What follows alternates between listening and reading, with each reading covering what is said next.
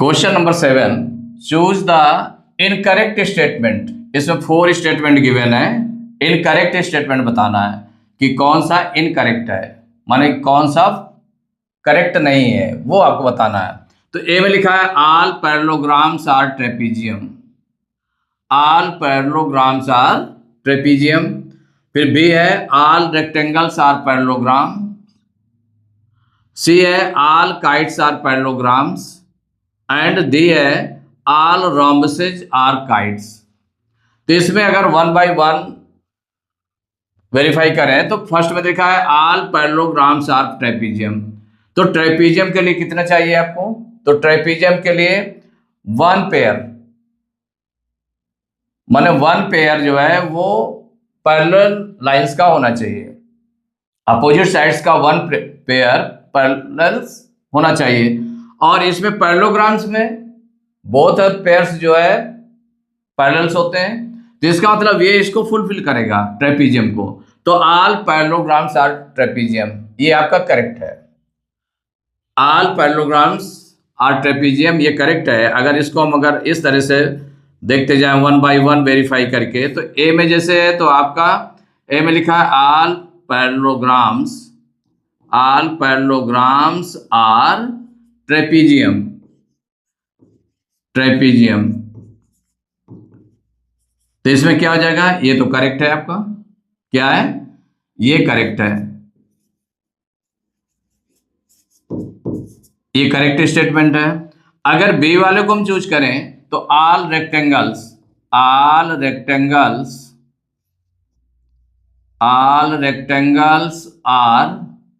Parallelogram. अब इसमें अगर हम देखें कि पैरेललोग्राम्स होते हैं क्या इसके, तो ऑल रेक्टेंगल्स, तो रेक्टेंगल्स में क्या होता है? अपोजिट साइड्स पैरेलल होती हैं, और पैरेललोग्राम्स में भी अपोजिट साइड्स पैरेलल होती हैं, और इसके ईच एंगल 90 डिग्री होता है। इस पैरेललोग्राम्स में अपोजिट साइड्स पैरेलल होते हैं। तो हमें जो अपोजिट साइड्स पैरेलल देखना है तो होते हैं इसमें पैरेललोग्राम में। इसका मतलब ये भी आपका करेक्ट है। क्या है? करेक्ट है। अब इसको थर्ड को देखो वेरीफाई करते हैं। तो इसमें सी में all kites are parallelograms, all kites are parallelograms. अगर इसको हम देख लें तो इसमें क्या होगा? All kites are parallelogram. तो काइट्स में देखें तो काइट्स में उसकी जो एडजेसेंट साइड्स इक्वल होती हैं, एडजेसेंट साइड्स इक्वल होती हैं, और अपोजिट साइड्स अनइक्वल होती हैं। तो यहां पर ऑल काइट्स आर पैरेललोग्राम। और इसमें क्या है कि ऑल काइट्स में जो उसके डायगोनल होते हैं 90 डिग्री पर इंटरसेक्ट करते हैं, 90 डिग्री पर इंटरसेक्ट करते हैं। लेकिन पैरेललोग्राम में ऐसी प्रॉपर्टी नहीं होती,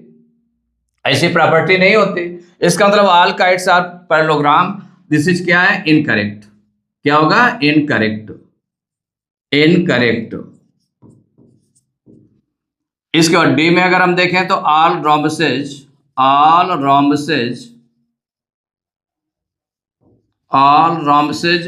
काइट्स।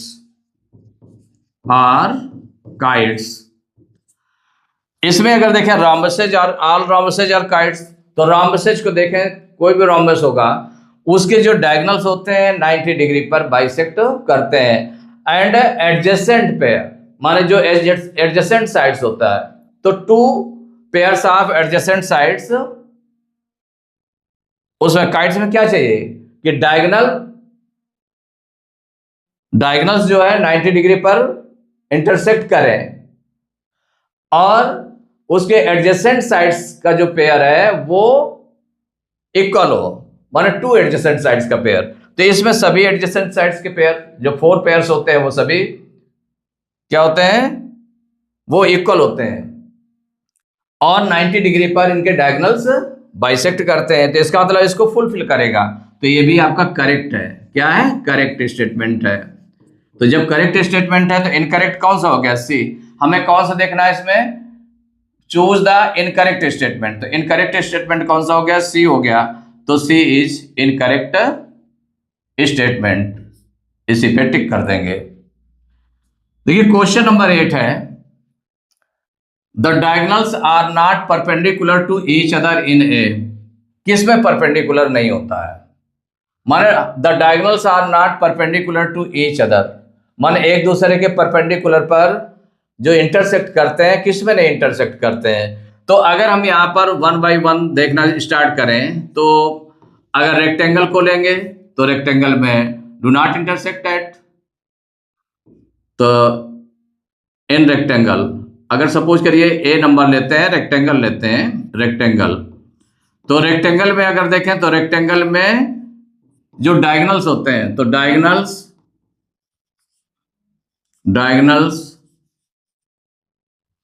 डू नॉट इंटरसेक्ट या इंटरसेक्ट या बाइसेक्ट एट 90 डिग्री, कि 90 डिग्री पर बाइसेक्ट नहीं करते हैं। हमें कौन सा है, क्या देखना है कि the diagonals are not perpendicular to each other in a, तो do not intersect at 90 degree. तो इसका मतलब ये जो है इसमें होगा कि इसमें नहीं करते हैं। बी में अगर देखें स्क्वायर में, तो स्क्वायर अगर आपका है तो स्क्वायर में अगर देखें तो स्क्वायर में क्या हो जाएगा, diagonals bisect each other at 90 degree, ये 90 डिग्री पर बाइसेक्ट करते हैं। और सी नंबर में देखेंगे रोम्बस में है, तो रोम्बस तो diagonals bisect each other at 90 degree, इसमें भी 90 डिग्री पर बाइसेक्ट करते हैं, ईच अदर एट 90 डिग्री, तो इसमें भी बाइसेक्ट करते हैं। और डी में आपका जो काइट है, तो काइट में अगर देखें तो डायगोनल्स इंटरसेक्ट एट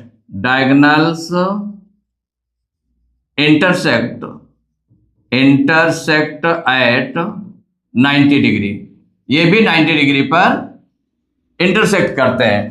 तो इसमें भी 90 डिग्री पर इंटरसेक्ट करते हैं, इसमें भी 90 डिग्री, रोम्बस में भी, स्क्वायर में भी, काइट में भी। तो इसमें पूछा गया the diagonals are not perpendicular to each other in a, तो किस में परपेंडिकुलर नहीं होते, रेक्टेंगल में। किस में नहीं होते, रेक्टेंगल में। तो कौन सा ऑप्शन करेक्ट हो जाएगा, ए, तो ए इज करेक्ट ऑप्शन।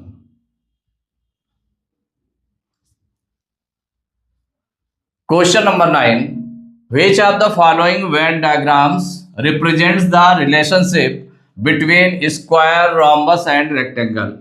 माने ये बने 4 Venn diagrams बने हुए हैं, जिसमें बताएगा कौन सा रिलेशन होगा। which of the following Venn diagram represent the relationship between square, rhombus and rectangles। तो यहां पर अगर देखें तो ये बने हुए वेन डायग्राम, माने 3 स्फीयर्स बने हुए हैं, तो इसमें वेन डायग्राम बना हुआ है, तो स्क्वायर का है, रोम्बस है एंड रेक्टेंगल्स का है।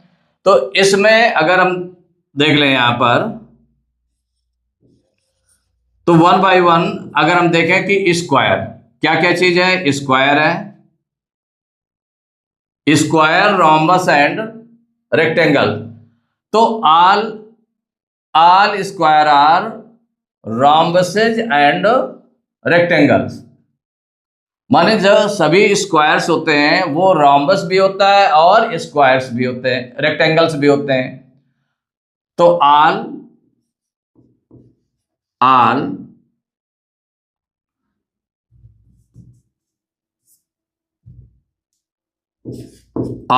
Squares are rhombuses and rectangles,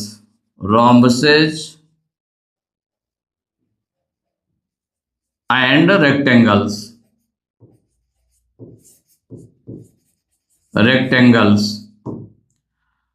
माने जो ऑल स्क्वायर्स होते हैं वो रोम्बस भी होते हैं और रेक्टेंगल्स भी होते हैं। इसका मतलब हुआ कि रोम्बस, जो हर रोम्बस होगा उसमें स्क्वायर भी हो सकता है, इट में बी पॉसिबल, रेक्टेंगल में भी हो सकता है, कोई हो सकता है जो इसकी प्रॉपर्टी को कंप्लीट करेगा।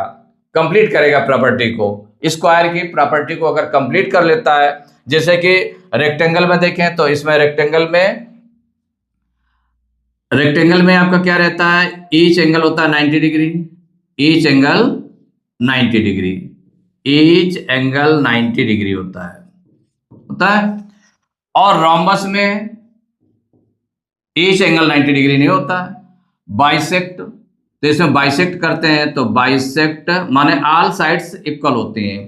क्या होते हैं इसमें, ऑल साइड्स इक्वल, इसमें ऑल साइड्स इक्वल होती हैं, all sides equal, all sides equal होती हैं। और diagonals bisect at 90 degree, diagonals bisect at 90 degree, at 90 degree, माने ये हो गया, ये हो गया। और इसमें ईच एंगल 90 डिग्री होता है, अपोजिट साइड्स इक्वल होती हैं। कौन सी होती हैं, अपोजिट साइड्स इक्वल होती हैं, अपोजिट साइड्स आर इक्वल, कि अपोजिट साइड्स इक्वल होती हैं। तो ऑल साइड्स इक्वल होते हैं, डायगोनल्स बाइसेक्ट एट 90 डिग्री, इसमें भी ऑल साइड्स इक्वल होती हैं, ऑल साइड्स इक्वल। और क्या होता है इसमें, diagonals bisect, diagonals bisect at 90 degree, bisect at 90 degree, 90 degree पे बाइसेक्ट करते हैं। और इसमें जो ईच एंगल 90 डिग्री होता है, इसमें माने हर एक एंगल कितना होता है, 90 डिग्री का होता है, ईच एंगल इज 90 डिग्री, माने ईच एंगल 90 डिग्री होता है। तो ये स्क्वायर्स में हो गया, ये रोम्बस में हो गए प्रॉपर्टी, ये रेक्टेंगल्स की प्रॉपर्टी हो गई। तो इसके अकॉर्डिंग अगर हम देखते हैं कि हमें स्क्वायर के लिए वो टर्म चाहिए, स्क्वायर के लिए वो टर्म चाहिए कि जिसमें ऑल साइड्स इक्वल हो, तो रोम्बस में भी होती है। तो यहां पर जो आपका लगेगा, एंड रेक्टेंगल्स में क्या है, अपोजिट साइड्स इक्वल होते हैं, ईच एंगल 90 डिग्री होता है। इसका मतलब हुआ कि ऑल स्क्वायर्स और रोम्बसेज एंड रेक्टेंगल्स ये होते हैं। तो ऑल रेक्टेंगल्स होंगे या ऑल रोम्बसेज होंगे, तो ये रेक्टेंगल्स जो है, रेक्टेंगल्स किसमें होगा, तो रेक्टेंगल्स जब उसकी स्पेशल प्रॉपर्टी आ जाएगी, अपोजिट साइड्स तो इक्वल हो ही जाएंगे, जब सभी हैं तो इसमें भी इक्वल हो जाएंगे, इसमें भी इक्वल हो जाएंगे, इसके सभी साइड्स इक्वल होते हैं, इसकी सभी साइड्स इक्वल होते हैं, तो इसकी अपोजिट साइड्स इक्वल होंगी, तो वो तो होंगी। ईच एंगल 90 डिग्री, तो ईच एंगल 90 डिग्री, अगर रोम्बस का ईच एंगल 90 डिग्री होगा, ईच एंगल 90 डिग्री होगा, तो वो क्या हो जाएगा, इसमें स्क्वायर्स भी हो जाएगा और रेक्टेंगल भी हो जाएगा। तो इट मीन्स हो गया कि ये जो रोम्बस है आपका, ये आपका क्या रहेगा, यहां पर रोम्बस रहेगा। तो जो रेक्टेंगल है, रेक्टेंगल देखें इसमें, तो रेक्टेंगल आपका लास्ट में बनेगा, रेक्टेंगल, चूंकि रेक्टेंगल में ऐसे भी रेक्टेंगल्स होंगे जिसकी अपोजिट साइड्स तो इक्वल होंगे, ऑल साइड्स इक्वल नहीं हो पाएंगी उसमें, इस तरह का भी होगा उसमें, तो वो पार्ट आपका छोटा बना रहेगा, छोटा रहेगा।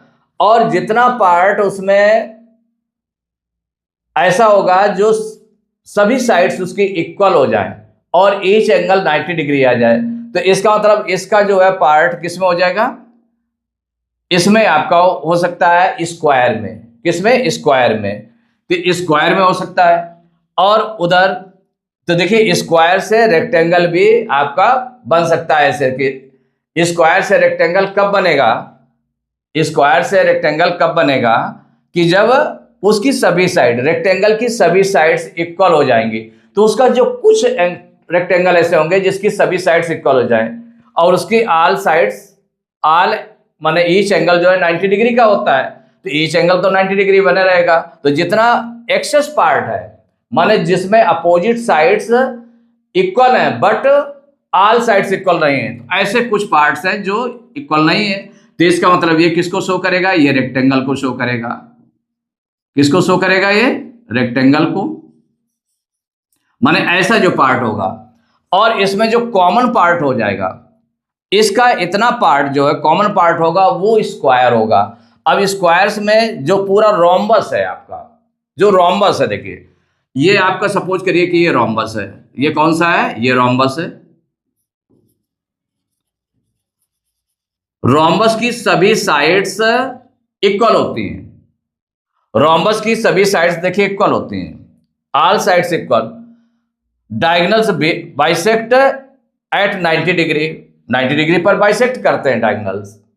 लेकिन अब इसमें अगर इसकी स्पेशलिटी ला दी जाए, इसमें रोम्बस में स्पेशलिटी क्या हो जाए, ऑल साइड्स जैसे इक्वल है, अगर उसका ईच एंगल 90 डिग्री का हो जाए, ईच एंगल, हर एक एंगल 90 डिग्री का हो जाए, तो पूरे में तो 90 डिग्री का नहीं होगा, कुछ ऐसा पार्ट होगा, माने कुछ ऐसे रोम्बस होंगे जिसमें 90 डिग्री का भी हो सकता है कि 90 डिग्री हो जाए, तो ऐसे पार्ट्स को हम क्या कहेंगे, स्क्वायर।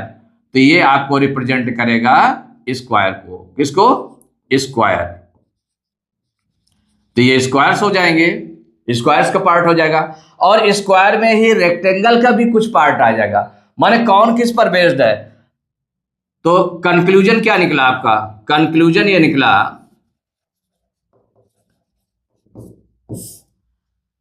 कि जो किस पर कौन बेस्ड है, रोम्बस माने जो है रेक्टेंगल स्क्वायर पर बेस्ड है। किस पर बेस्ड है, तो माने जो बेस्ड है किस तरह से बेस्ड है, तो जैसे रोम्बस है, रोम्बस जो स्क्वायर है रोम्बस पर बेस्ड है, ठीक है ना। एंड रेक्टेंगल, रेक्टेंगल आपका किस पर बेस्ड है, तो रेक्टेंगल बेस्ड है स्क्वायर पर। रोम्बस किस पर बेस्ड है, माने स्क्वायर किस पर बेस्ड है, स्क्वायर बेस्ड है रोम्बस पर। या इसको हम ऐसे भी राइट कर सकते हैं, देखिए जैसे कि इसका एरो आपने लगा दिया इस तरह से,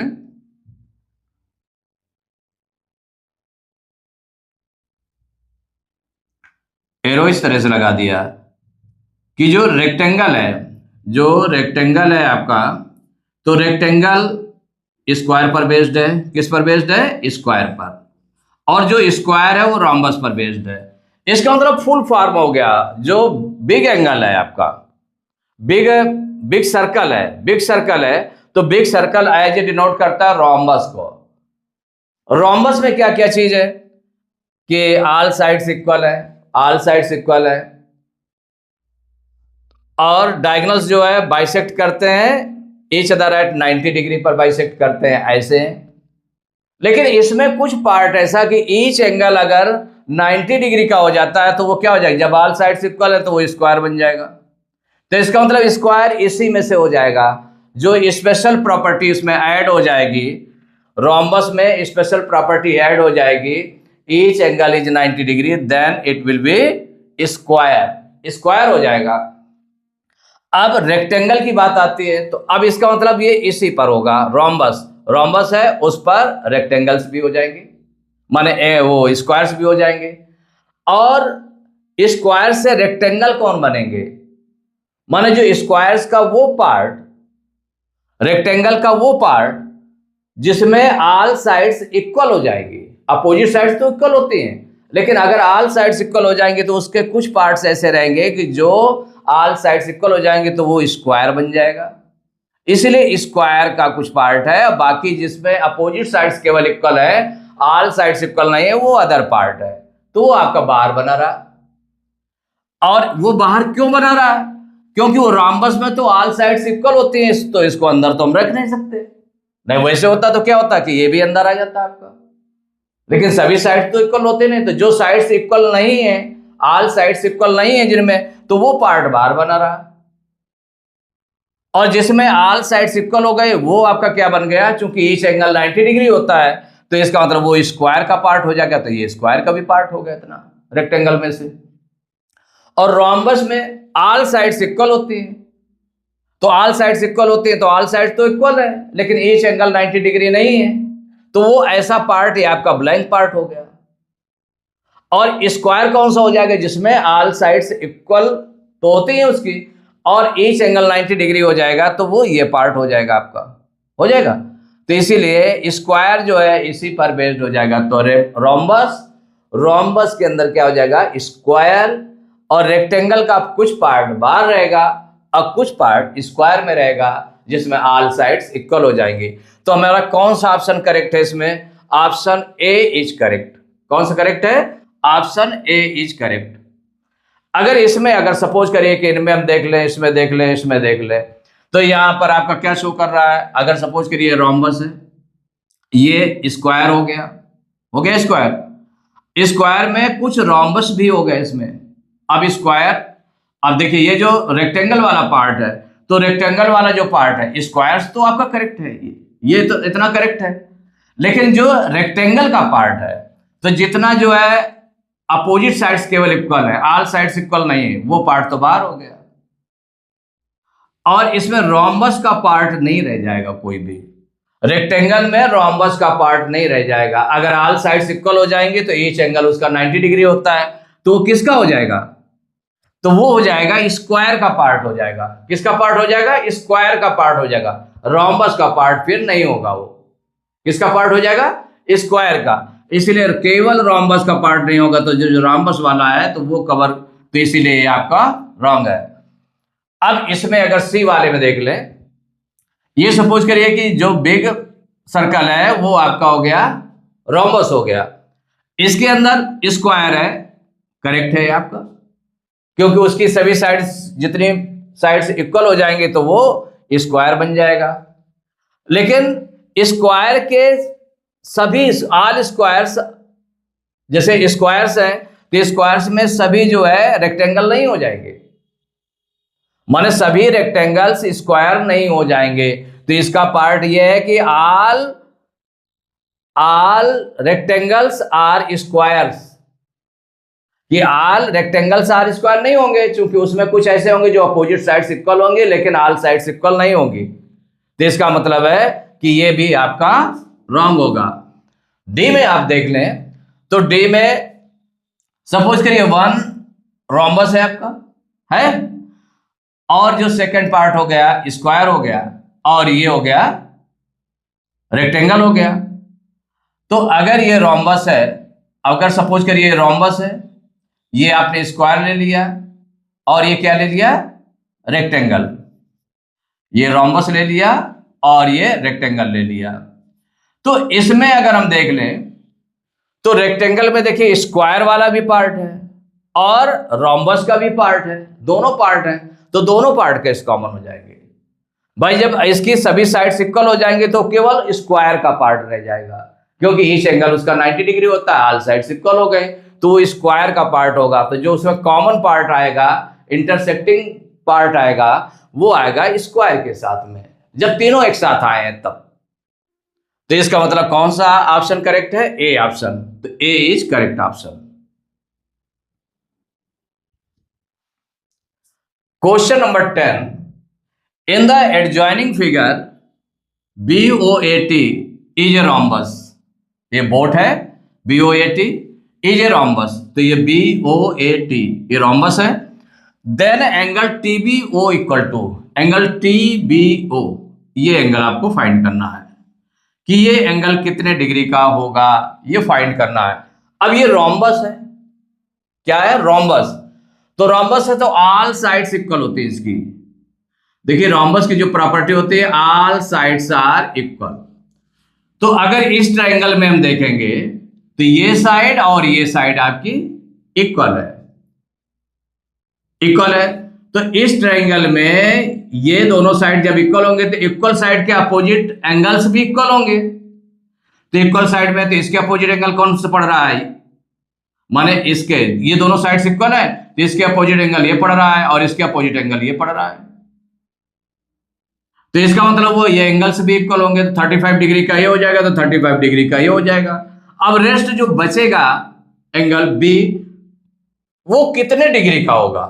तो द सम ऑफ, अब हम angle sum property of triangle use कर लेंगे, माने the sum of all angles of triangle is 180 degree. तो ये एंगल प्लस ये एंगल प्लस ये एंगल इक्वल टू 180 डिग्री। इससे हम क्या निकाल लेंगे? इसकी एंगल बी की वैल्यू निकाल लेंगे, क्योंकि 35 डिग्री ये हो जाएगा तो 35 डिग्री ऑलरेडी आप ये हो जाएगा, दोनों हो जाएगा ना 35 35, इन दोनों को प्लस करेंगे 70 आ जाएगा। और 180 70 को जब ट्रांसपोज करेंगे तो 180 में 70 माइनस करेंगे 110 डिग्री। कितना आ जाएगा? 110 डिग्री आ जाएगा। तो इसको कैसे सॉल्व करेंगे? सॉल्व करके फिर इसका आंसर दे देते हैं। तो इसमें है, क्या गिवन है इसमें? BOAT। BOAT is a rhombus. ये रोम्बस है। इसमें जो गिवन है आपका, इन विच एंगल गिवन है, वन एंगल गिवन है, इन विच एंगल कौन सा गिवन है? Angle BOT। Angle BOT equal है 35 डिग्री। ये गिवन है। तो हमें फाइंड क्या करना है? फाइंड करना है, टू फाइंड एंगल OBT माने TBO। TBO लिखा है, TBO राइट कर लें। TBO कहें या OBT कहें, उसमें B जो है आपका मिड में है, इसका मतलब B पर एंगल बन रहा है, एंगल TBO। ये आपको फाइंड करना है कि ये एंगल कितने डिग्री का होगा। तो इसको देखिए, सॉल्व करने के लिए जब स्टार्ट करेंगे इसको करना, तो इसमें हो जाएगा, साइड कौन सी है? Side BO equal to BT। BO equal to BT, ये दोनों इक्वल है। क्यों इक्वल है? Sides of a rectangle, sides of a rhombus. किसकी साइड्स है? रोम्बस की साइड है, तो रोम्बस की ऑल साइड्स इक्वल होती हैं, इसीलिए तो इक्वल हो गए दोनों। तो जब इक्वल हो गए तो देयरफॉर क्या हो जाएगा? क्या हो जाएगा यहां पर? देयरफॉर BO के अपोजिट साइड्स, इस ट्रायंगल में देखेंगे तो BO के अपोजिट साइड्स कौन सा, अपोजिट एंगल कौन सा है? BO के अपोजिट एंगल ये है आपका angle BTO। Angle BTO equal हो जाएगा एंगल BT। BT के अपोजिट क्या है? एंगल है BOT। एंगल BOT इसके इक्वल होगा। इसमें क्या यूज किया आपने? अपोजिट एंगल्स, माने इस ट्रायंगल में लिया गया है तो ट्रायंगल के according opposite angles of equal sides, of equal sides of triangle, कौन सा ट्रायंगल? BOT। ट्रायंगल BOT माने इसके जो है, इस ट्रायंगल के इक्वल साइड्स के अपोजिट एंगल्स हैं, इसीलिए इक्वल हो गया। तो एंगल BTO, तो एंगल BTO इक्वल हो जाएगा एंगल BOT। जितना एंगल BOT दिया 35 डिग्री, तो ये आपका 35 डिग्री हो गया। इसका यूज करना पड़ेगा आपको। भाई एक एंगल ये है, एक एंगल ये है, तो इन ट्रायंगल अब राइट करेंगे, इन ट्रायंगल कौन सा है? BOT। इन ट्रायंगल BOT कौन कौन से एंगल हो गए? इसके 3 एंगल्स हो गए, तो 3 एंगल्स को राइट कर लें। Angle TBO, angle TBO plus angle BOT plus angle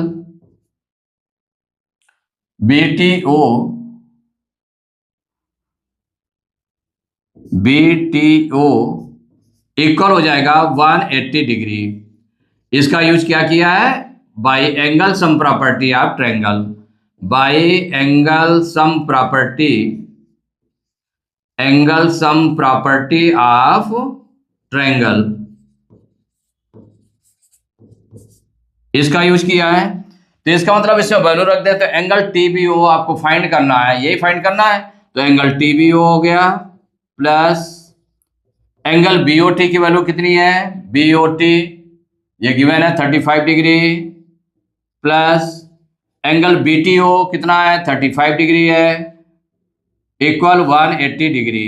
अब इसको सॉल्व करेंगे तो एंगल TBO प्लस 35 को प्लस करेंगे तो 70 डिग्री आ जाएगा, इक्वल 180 डिग्री। अब 70 डिग्री को उधर ट्रांसपोज करेंगे, 70 डिग्री को उधर ट्रांसपोज कर देते हैं, तो एंगल TBO इक्वल हो जाएगा 180 डिग्री उधर माइनस में चला जाएगा 70 डिग्री, तो ये हो जाएगा एंगल TBO इक्वल 180 में 70 माइनस करेंगे 110 डिग्री। ये आ गया, यही आपका आंसर हो गया। हमें क्या फाइंड करना था? एंगल TBO, तो यही आंसर हो गया। Angle TBO equal to 110 degree. तो angle TBO equal to 110 degree. कौन सा ऑप्शन करेक्ट है? सी। तो C is correct option. Question number 11, a quadrilateral can have at the most gap obtuse angles. माने a quadrilateral can have at the most, माने ज्यादा से ज्यादा कितने ऑब्ट्यूज एंगल्स उसमें रखे जा सकते हैं।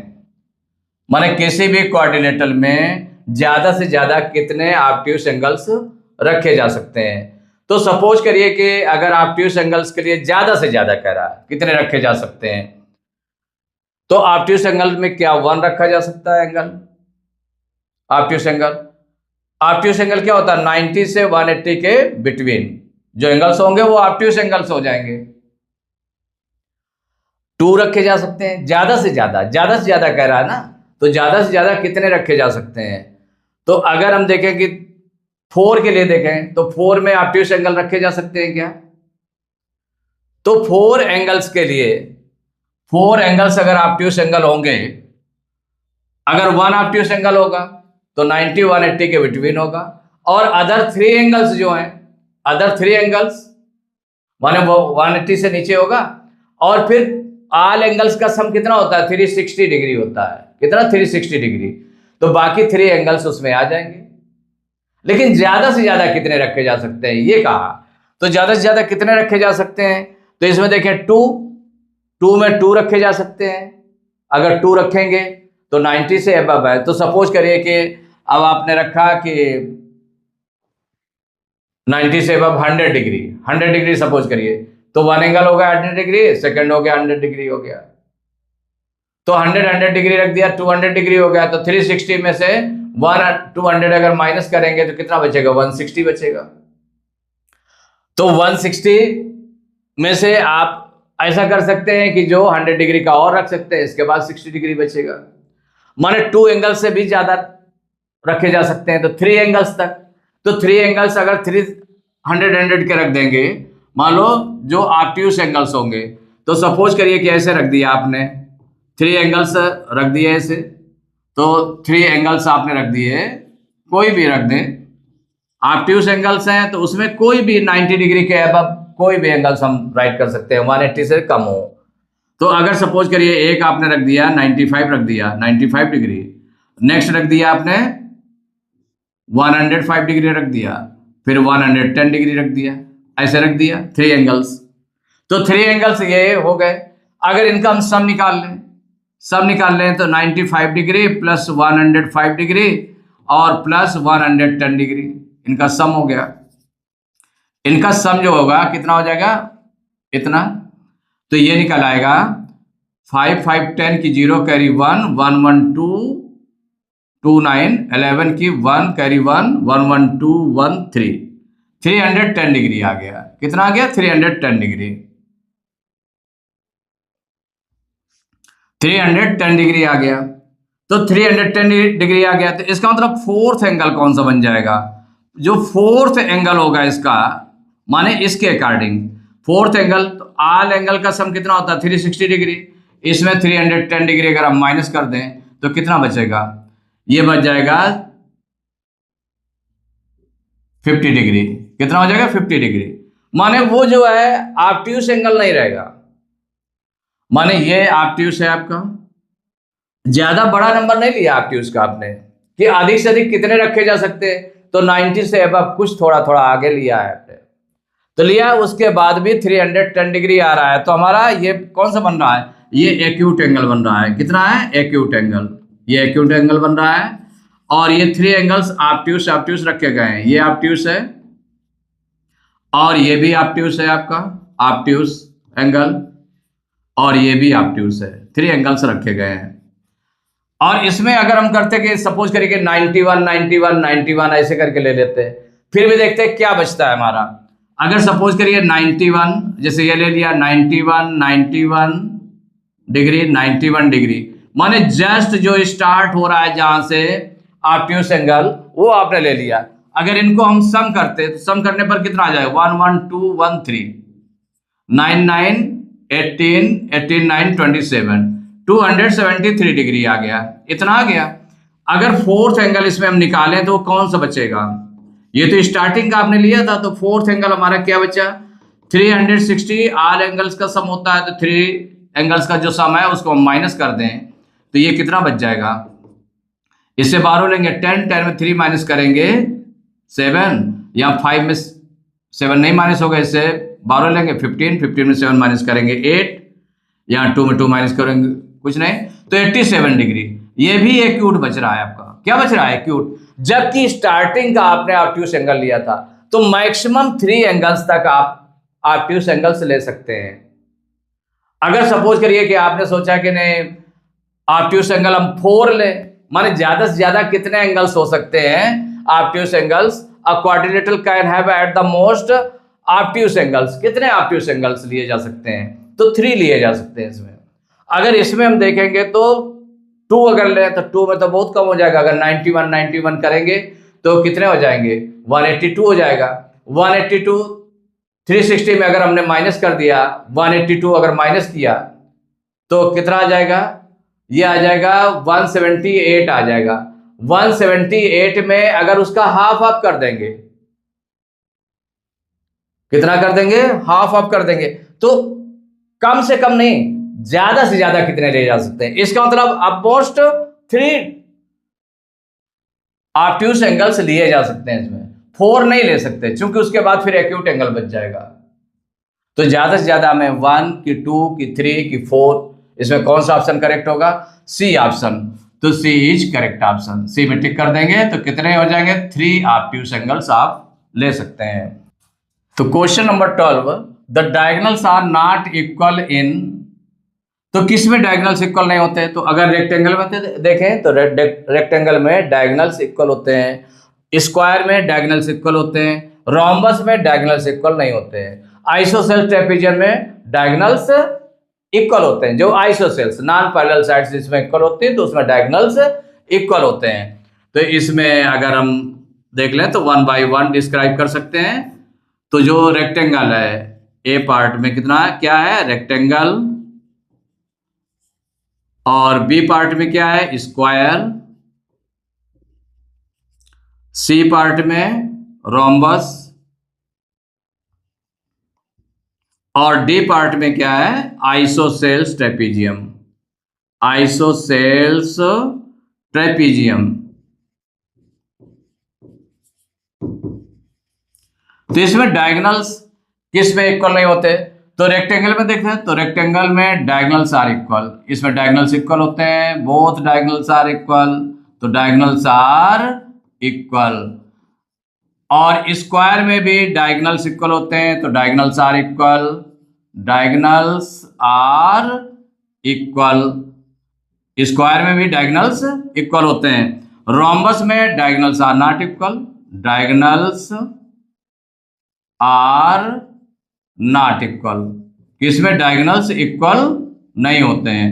तो जो आइसोसेल्स ट्रेपेजियम होता है जिसमें नॉन पैरेलल साइड्स इक्वल होती हैं, तो इसमें भी डायगोनल्स आर इक्वल, इसमें भी डायगोनल्स इक्वल होते हैं, तो आर इक्वल। तो इसमें जो क्वेश्चन पुटअप किया गया the diagonals are not equal, किसमें इक्वल नहीं होता, तो रोम्बस, तो रोम्बस में टिक करेंगे, तो सी ऑप्शन, तो सी इज करेक्ट ऑप्शन।